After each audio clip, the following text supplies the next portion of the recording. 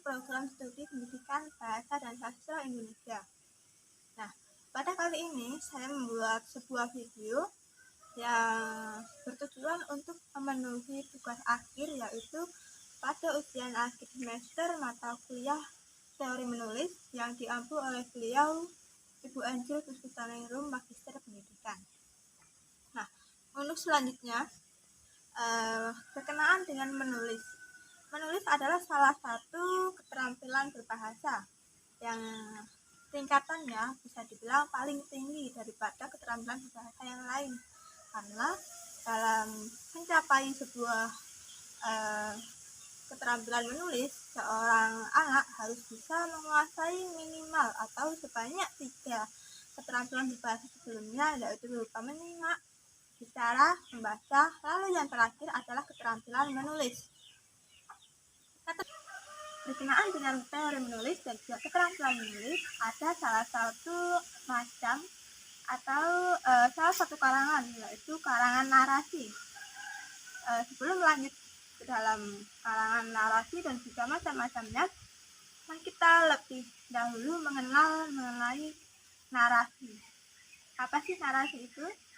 Nah, jadi Keraf pada tahun 2010 pada halaman 136, beliau mengungkapkan bahwa narasi adalah suatu bentuk wacana yang berusaha menggambarkan dengan sejelas-jelasnya kepada pembaca tentang suatu peristiwa yang terjadi.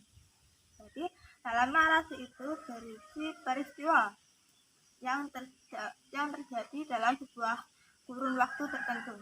Nah, jadi dari pendapat yang dikemukakan oleh Keraf tersebut, kita bisa mengetahui bahwa narasi adalah sebuah karangan yang menjelaskan dan menggambarkan kronologi peristiwa dalam rangkaian waktu tertentu. Jadi narasi dalam isinya menggambarkan peristiwa mulai dari mana peristiwa itu bermula hingga bagaimana peristiwa itu berakhir. Jadi urutannya secara terurut dan terstruktur. Pengertian narasi sudah kita ketahui, selanjutnya kita beralih ke jenis-jenis narasi.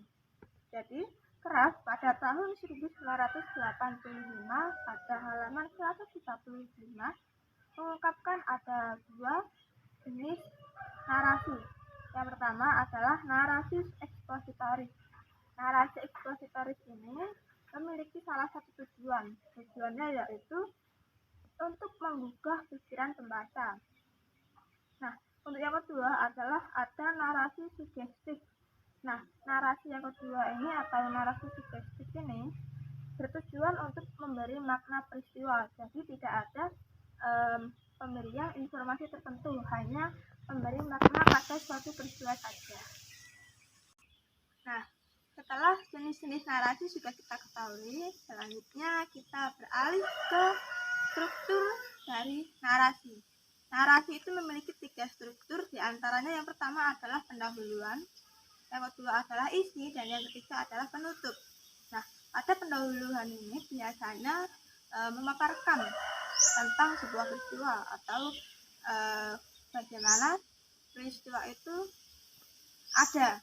Lalu selanjutnya pada isi akan dijelaskan secara lebih lanjut mengenai peristiwa tersebut, mengenai asal-usul kejadiannya dan juga bagaimana peristiwa tersebut hingga bisa terjadi. Dan yang terakhir ada penutup. Penutup pada narasi biasanya berisi kesimpulan dari semua peristiwa yang sudah dijelaskan pada bagian pendahuluan dan juga isi.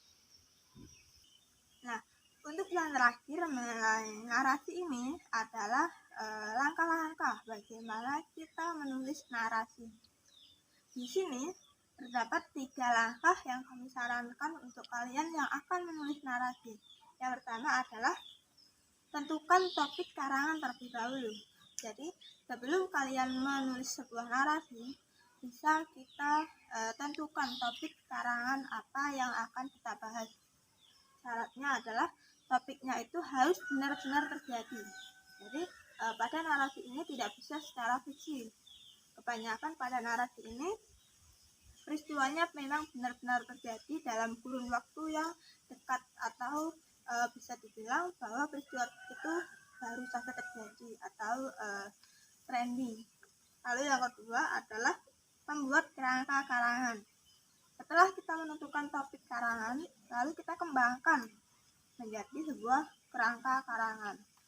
Nah, setelah itu lalu kita susun.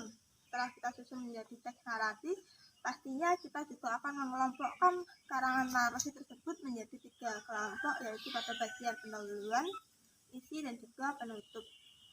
Nah, untuk langkah yang terakhir adalah buatlah sebuah peristiwa tersebut agar menjadi lebih hidup. Jadi dalam sebuah narasi biasanya ditambahkan dengan beberapa peristiwa atau sangkut paut kejadian yang mengakibatkan cerita tersebut lebih hidup dan tidak monoton seperti itu. Nah, sekian, terima kasih. Semoga informasi tentang narasi yang saya berikan bermanfaat bagi teman-teman yang melihat dan juga dapat menjadi salah satu pemenuh tugas akhir dari mata kuliah teori menulis. Sekian dari saya, mohon maaf bila ada kesalahan. Wassalamualaikum warahmatullahi wabarakatuh.